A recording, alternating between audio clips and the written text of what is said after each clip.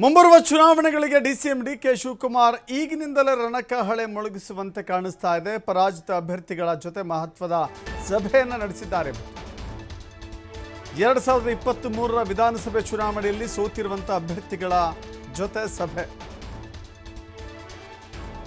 ಸೋತಿರುವ ಅಭ್ಯರ್ಥಿಗಳ ಜೊತೆ ಯಾಕೆ ಸಭೆ ಅಂತ ಹೇಳಿದ್ರೆ, ಮುಂಬರುವ ತಾಲೂಕು ಪಂಚಾಯತ್ ಮತ್ತು ಜಿಲ್ಲಾ ಪಂಚಾಯತ್ ಚುನಾವಣೆಗಳ ಬಗ್ಗೆ ಮಹತ್ವದ ಚರ್ಚೆಯನ್ನು ಕೂಡ ಇಲ್ಲಿ ನಡೆಸಿದ್ದಾರೆ. ಚುನಾವಣೆಯ ಸಿದ್ಧತೆ ಆರಂಭಿಸಬೇಕು ಅಂತ ಹೇಳಿ ಡಿಕೆ ಶಿವಕುಮಾರ್ ಸೂಚನೆ ಕೊಟ್ಟಿದ್ದಾರೆ. ಬೂತ್ ಮಟ್ಟದಲ್ಲಿ, ಸ್ಥಳೀಯ ಮಟ್ಟದಲ್ಲಿ ಸಂಘಟನೆಯನ್ನು ಭದ್ರಪಡಿಸಬೇಕು ಎನ್ನುವ ಎಚ್ಚರಿಕೆಯ ಮಾತುಗಳನ್ನು ಕೂಡ ಹೇಳಿದ್ದಾರೆ. ಸಂಘಟನಾತ್ಮಕವಾಗಿ ಅದು ಎಚ್ಚರಿಕೆ ಅಂತ ತಿಳಿದುಕೊಳ್ಬೇಕಾಗತ್ತೆ. ಇನ್ನು ಚುನಾವಣೆಗೆ ಸದಸ್ಯತ್ವ ನೋಂದಣಿ ಪ್ರಕ್ರಿಯೆಯನ್ನು ಆರಂಭ ಮಾಡಿ ಎನ್ನುವ ಕರೆಯನ್ನು ಕೂಡ ಕೊಟ್ಟಿದ್ದಾರೆ. ಪಕ್ಷ ಸಂಘಟನೆ ಆದರೆ ಅಲ್ಲಿಗೆ ಗೆಲ್ಲೋಕೆ ಅಣಿಯಾದಂತೆ ಆಗುತ್ತೆ. ಪಕ್ಷ ಸಂಘಟನೆ ಮಾಡದೆ ಹೋದರೆ ನಮ್ಮ ಗೆಲುವು ನಮ್ಮ ಕೈಲಿರೋದಿಲ್ಲ.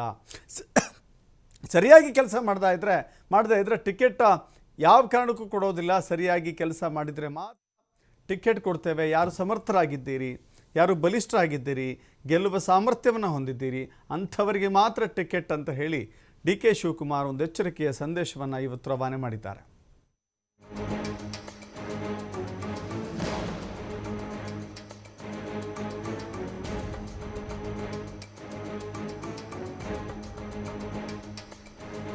ಮುಂಬರುವ ತಾಲೂಕು ಪಂಚಾಯತ್ ಮತ್ತು ಜಿಲ್ಲಾ ಪಂಚಾಯತ್ ಚುನಾವಣೆಗಳು ಯಾಕೆ ಅತ್ಯಂತ ಪ್ರಮುಖವಾಗಿ ಪ್ರಾಮುಖ್ಯತೆಯನ್ನು ಪಡೆದುಕೊಳ್ಳುತ್ತವೆ ಅಂತ ಹೇಳಿದರೆ, ತಳಮಟ್ಟದಲ್ಲಿ ಪಕ್ಷವನ್ನು ಬಲಪಡಿಸಲಿಕ್ಕೆ ನಗರ ಸ್ಥಳೀಯ ಸಂಸ್ಥೆಗಳ ಚುನಾವಣೆಗಳು ಬಹಳ ಮಹತ್ವದ ಪಾತ್ರವನ್ನು ವಹಿಸ್ತವೆ. ಹೆಚ್ಚು ತಾಲೂಕು ಪಂಚಾಯತಿ ಸದಸ್ಯರನ್ನು ಹೊಂದೋದ್ರಿಂದ, ಹೆಚ್ಚು ಜಿಲ್ಲಾ ಪಂಚಾಯತ್ ಸದಸ್ಯರನ್ನು ಹೊಂದೋದ್ರಿಂದ ಆ ಕ್ಷೇತ್ರದ ವ್ಯಾಪ್ತಿಯನ್ನು ಗಟ್ಟಿಗೊಳಿಸಬೇಕಾಗತ್ತೆ. ಜಿಲ್ಲಾ ಪಂಚಾಯತ್, ತಾಲೂಕು ಪಂಚಾಯತಿಯಲ್ಲಿ ಅತ್ಯಂತ ಭದ್ರವಾಗಿ ನೆಲೆಯೂರಿದ್ರೆ ಮುಂದಿನ ವಿಧಾನಸಭೆ ಚುನಾವಣೆಯೋ, ಲೋಕಸಭೆ ಚುನಾವಣೆಯೋ ಮತ್ತಿತರ ಯಾವುದೇ ಚುನಾವಣೆ ಆದರೂ ಕೂಡ ಬಲಿಷ್ಠವಾದ ರೀತಿಯಲ್ಲಿ ಎದುರಿಸಲಿಕ್ಕೆ ಅನುಕೂಲ ಆಗುತ್ತೆ. ಸೊ ಹೀಗಾಗಿ ಕಾಂಗ್ರೆಸ್ ಈಗಿನಿಂದಲೇ ಅಂಥ ತಯಾರಿಯನ್ನು ಆರಂಭ ಮಾಡ್ತಾ ಇದೆ. ಮತ್ತಷ್ಟು ಮಾಹಿತಿ ನಮ್ಮ ಪ್ರತಿನಿಧಿ ಶಿವಕುಮಾರ್ ಹೇಳ್ತಾರೆ. ಶಿವಕುಮಾರ್, ಗಮನಿಸ್ತಾ ಇದ್ದೀವಿ ಮೋಸ್ಟ್ಲಿ ಎಲ್ಲ ಪಕ್ಷಗಳಿಗಿಂತಲೂ ಮೊದಲೇ, ಅಂದರೆ BJPಗಿಂತಲೂ JDSಗಿಂತಲೂ ಅತ್ಯಂತ ತುರ್ತಾಗಿ ಮೊದಲು ಸಂಘಟಿತಗೊಳ್ಳುವಂಥ ಕೆಲಸವನ್ನು ಕಾಂಗ್ರೆಸ್ ಆರಂಭ ಮಾಡಿದೆ. ಯಾವ ರೀತಿ ಸ್ಟ್ರಾಟಜಿ ಇರುತ್ತೆ, ಈಗಿನಿಂದಲೇ ಯಾಕೆ ತಯಾರಿ ಎನ್ನುವ ಪ್ರಶ್ನೆಗೆ ಉತ್ತರವನ್ನು ಕಂಡುಕೊಳ್ಳೋದಾದರೆ,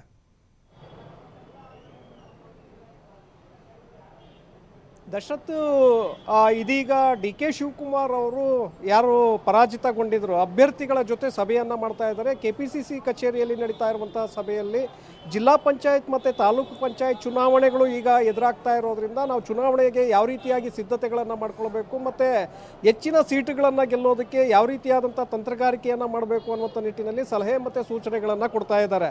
ಕಳೆದ ವಿಧಾನಸಭಾ ಚುನಾವಣೆಯಲ್ಲಿ ಯಾರೆಲ್ಲ ಸೋಲನ್ನು ಕಂಡಿದ್ರು, ಅತಿ ಕಡಿಮೆ ಅಂತರದಲ್ಲೂ ಕೂಡ ಕೆಲವರು ಸೋಲನ್ನು ಕಂಡಿದ್ರು, ಸ್ವಲ್ಪ ಹೆಚ್ಚಿನ ಅಂತರದಲ್ಲೂ ಕೂಡ ಕೆಲವರು ಸೋಲನ್ನು ಕಂಡಿದ್ರು. ಅವರೆಲ್ಲರ ಜೊತೆ ಈಗ ಸಭೆಯನ್ನು ಮಾಡ್ತಾ ಇದ್ದಾರೆ. ಪಕ್ಷವನ್ನು ಮತ್ತಷ್ಟು ನಾವು ಸಂಘಟನೆಯನ್ನು ಮಾಡಬೇಕು. ಬೂತ್ ಮಟ್ಟದಲ್ಲಿ ಪಕ್ಷವನ್ನು ಸಂಘಟನೆ ಮಾಡದೆ ಹೋದರೆ ನಾವು ಹೆಚ್ಚಿನ ಸೀಟುಗಳನ್ನು ಗೆಲ್ಲೋದಕ್ಕೆ ಸಾಧ್ಯ ಇಲ್ಲ ಅನ್ನುವಂಥ ನಿಟ್ಟಿನಲ್ಲೇ ಅವರಿಗೆ ಸಲಹೆ ಮತ್ತು ಸೂಚನೆಗಳನ್ನು ಕೊಡ್ತಾ ಇದ್ದಾರೆ. ಹೆಚ್ಚಿನ ಸದಸ್ಯತ್ವ ನೋಂದಣಿ ಅಭಿಯಾನವನ್ನು ಮಾಡಬೇಕು. ಕಾರ್ಯಕರ್ತರನ್ನು ಹೆಚ್ಚು ಸ್ಥಳೀಯ ಮಟ್ಟದಲ್ಲಿ ಸೇರಿಸ್ಕೊಳ್ಬೇಕು. ಬೂತ್ ಮಟ್ಟದಲ್ಲಿ ಪಕ್ಷವನ್ನು ಸದೃಢಗೊಳಿಸ್ಕೊಳ್ಬೇಕು. ಜೊತೆಗೆ ತಾಲೂಕು ಮತ್ತು ಬ್ಲಾಕ್ ಮಟ್ಟದಲ್ಲೂ ಕೂಡ ನೀವು ಹೆಚ್ಚಿನ ಸದಸ್ಯತ್ವ ನೋಂದಣಿಯನ್ನು ಮಾಡಿಕೊಂಡಿದ್ದೇ ಆದರೆ ಮುಂದಿನ ಚುನಾವಣೆಗಳಲ್ಲಿ, ಜಿಲ್ಲಾ ಪಂಚಾಯತ್ ಮತ್ತು ತಾಲೂಕು ಪಂಚಾಯತ್ ಚುನಾವಣೆಗಳಲ್ಲಿ ನಾವು ಹೆಚ್ಚಿನ ಸೀಟುಗಳನ್ನು ಗೆಲ್ಲೋದಕ್ಕೆ ಅವಕಾಶಗಳಾಗುತ್ತೆ. ಹಾಗಾಗಿ ಈಗಿನಿಂದಲೇ ನೀವು ಸಿದ್ಧತೆಯನ್ನು ಮಾಡಿಕೊಳ್ಳಿ ಅನ್ನುವಂಥ ಸೂಚನೆಯನ್ನು ಈಗ ಡಿ.ಕೆ. ಶಿವಕುಮಾರ್ ಅವರು ಅವರಿಗೆ ಕೊಟ್ಟಿದ್ದಾರೆ. ಜೊತೆಗೆ ನಂತರ ಸಂಯೋಜಕರ ಜೊತೆ ಕೂಡ ಅವರು ಸಭೆಯನ್ನು ಕರೆದಿದ್ದಾರೆ.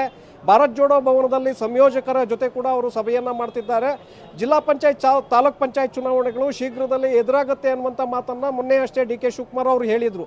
ಸೊ ಹಾಗಾಗಿ ಈ ಒಂದು ಚುನಾವಣೆಗೆ ಬೇರೆ ಪಕ್ಷಗಳಿಗಿಂತ ಮೊದಲೇ ಈಗ ಸಿದ್ಧತೆಯನ್ನು ಆರಂಭಿಸಿದ್ದಾರೆ. ಹಾಗಾಗಿ ಹೆಚ್ಚಿನ ಸೀಟುಗಳನ್ನು ಗೆಲ್ಲುವಂಥ ಉದ್ದೇಶ ಅಷ್ಟೇ ಈಗ ಡಿ.ಕೆ. ಶಿವಕುಮಾರ್ ಅವರ ಮುಂದಿದೆ. ಈಗ ಪ್ರಸ್ತುತ ಏನು KPCC ಅಧ್ಯಕ್ಷರ ಬದಲಾವಣೆ ಆಗುತ್ತೆ, ಮುಖ್ಯಮಂತ್ರಿಗಳ ಬದಲಾವಣೆ ಆಗುತ್ತೆ ಅನ್ನುವಂಥ ಚರ್ಚೆಗಳು ಶುರುವಾಗಿದೆ.